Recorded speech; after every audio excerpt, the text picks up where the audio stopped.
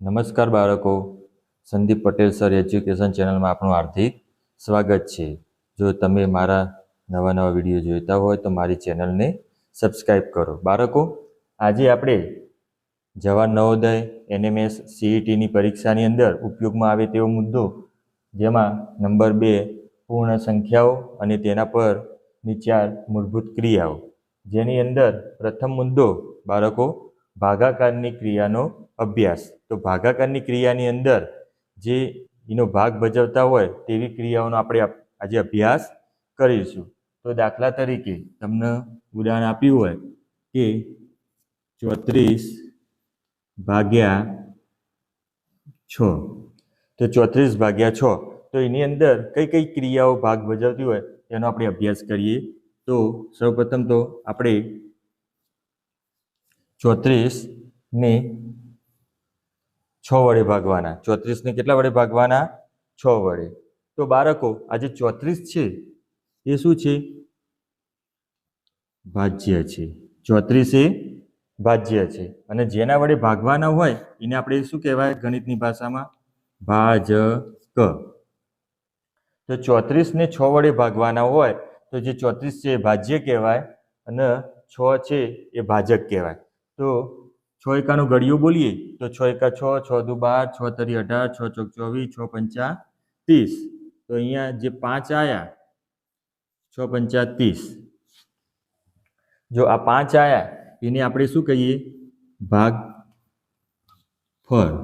એટલે કે ભાજ્યમાંથી ભાજકને ભાગીએ જે જવાબ આવે એ ભાગફળ કહેવાય. હવે આની અંદર બાદબાકી કરવાની છે. 4 માંથી 0 બાદ થાય તો 4 વધે, 3 માંથી 3 જાય તો 0 વધે. તો બાળકો, આ જે વધી 4 એ આપણી શું કહેવાય? શેષ. શું કહેવાય બાળકો? આ જે 4 વધ્યા એ આપણા શેષ કહેવાય.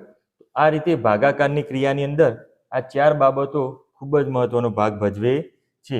તો 34 એ ભાજ્ય કહેવાય, 6 એ ભાજક કહેવાય, 5 એ ભાગફળ કહેવાય અને 4 જે આવ્યો જવાબ એ આપણી શેષ કહેવાય. તો બાળકો, આના ઘણા બધા દાખલા આપણા જવાહર નવોદય અને બીજી બધી પરીક્ષામાં પૂછાતા હોય. તો બાળકો, આપણે ભાગાકારની ક્રિયાની સમજણ મેળવી. એના પછીનો મુદ્દો છે કે ભાગાકાર સંબંધિત સૂત્ર.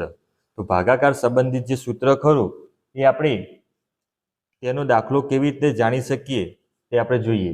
તો ભાગાકાર સંબંધિત સૂત્રની અંદર અહીં ભાજ્ય બરાબર ભાજક અને ભાગફળ આ બે ભેગું થાય એટલે કે ગુણાકાર થાય અને એમાં શેષ ઉમેરીએ તો આપણને ભાજ્ય મળે છે. તો આપણે અગાઉનો દાખલો જોયો તો આપણે અહીંયા ઉદાહરણ જોઈએ કે 34 ભાગ્યા 6 આવો દાખલો હતો. તો આપણે શું કર્યું હતું? 6 પંચા 30. એમાં કેટલી શેષ વધી હતી બાળકો? 4. 3 માંથી 3 જાય તો 0. તો અહીંયા ભાજ્ય, તો આ ભાજ્ય કહેવાય. બરાબર? 34 એ ભાજ્ય કહેવાય. એ ભાજ્ય કેવી રીતના શોધવું? તો બાળકો, ભાજક, તો ભાજક કેટલો છે મિત્રો? 6 ગુણ્યા, તો આ ભાજક કહેવાય. હવે ભાગફળ, ભાગફળ કેટલો છે બાળકો? 5. તો 5 એ ભાગફળ કહેવાય.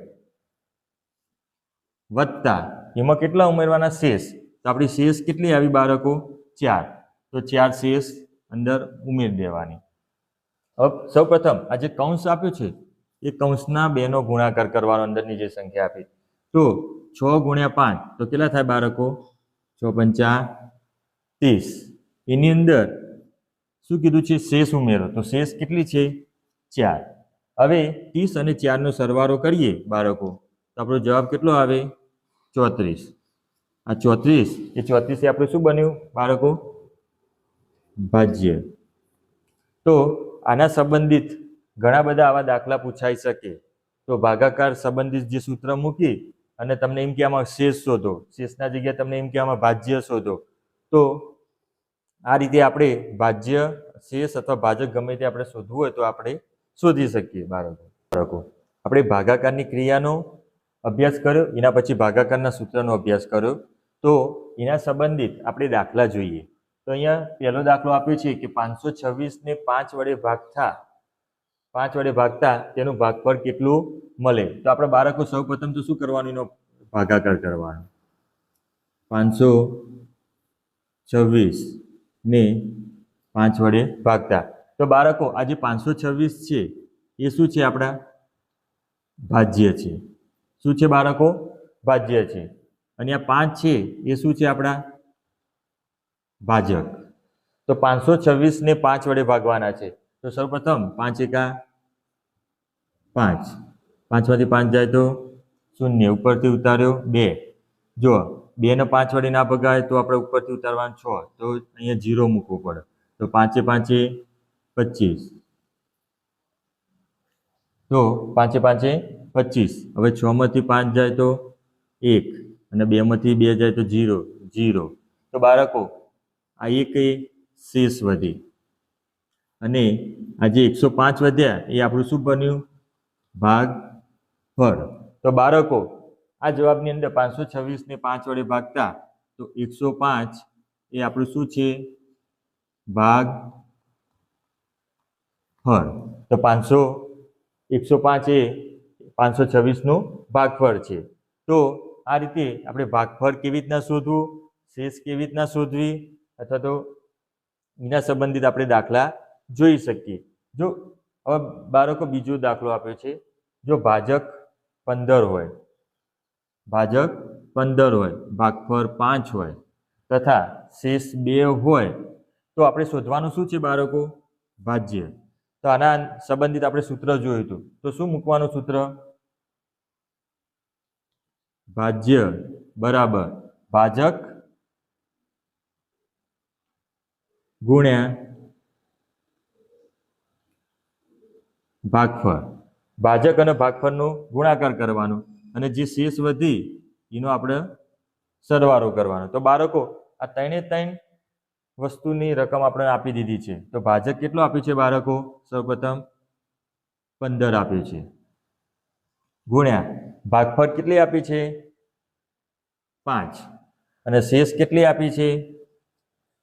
2. તો સૌપ્રથમ આપણે શું કરશો બાળકો? 15 અને 5 નો ગુણાકાર. તો 15 એકાનો ઘડિયો તમને આવડતો હોય તો તમે ઝડપથી જવાહર નવોદયની અંદર ગણી શકો. તો 15 પંચા 75. એની અંદર કેટલા ઉમેરવાનું કીધા છે બાળકો? 2. જે શેષ કરી એ આ 75 ની અંદર ઉમેરી દઈએ 2. તો 75 અને 2 નો સરવાળો કરીએ તો બાળકો કેટલો જવાબ આવે? 77. 77 એ આપણું શું બન્યો? ભાજ્ય. તો અહીંયા જવાબ આવે ભાજ્ય 77. તો આપણું ભાજ્ય કેટલું બન્યું બાળકો? 77. આ રીતે આપણે ભાગફળ કેવી રીતના શોધવું અને ભાજ્ય કેવી રીતના શોધવું એ આપણે શીખી શક્યા. તો આના બીજા ઉદાહરણ આપણે જોઈશું આગળ.